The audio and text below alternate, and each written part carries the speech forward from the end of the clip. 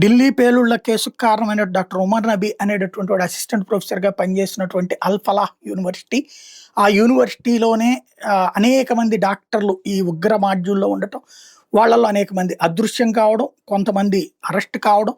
దీని మొత్తానికి ఆ యూనివర్సిటీ హెడ్డు కారణం. ఆ హెడ్ తమ్ముడు కారణం. అంటే వాళ్ళిద్దరిది ఇప్పటిదాకా ఉగ్రవాదంలో పాత్ర కనబడలేదు. బట్ వాళ్ళిద్దరూ ఫైనాన్షియల్ ఫ్రాడ్‌లో కారణం. అది బయటపడింది. ఆ కారణాల వలన వాళ్ళిద్దరిని అరెస్ట్ చేశారు.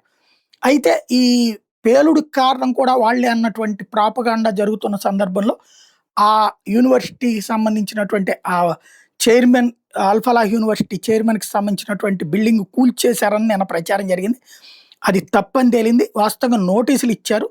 అదే కూల్చడానికి సిద్ధపడ్డారు గానీ, ఈ లోపుగా వాళ్ళు మధ్యప్రదేశ్ హైకోర్టుకి వెళ్లి స్టే తెచ్చుకున్నారు. అల్ ఫలాహ్ ఫౌండర్‌ని ఇప్పుడు అతనికి సంబంధించినటువంటి ఆస్తులు ధ్వంసం చేయకుండా మధ్యప్రదేశ్ హైకోర్టు తాజాగా ఆదేశాలిచ్చింది.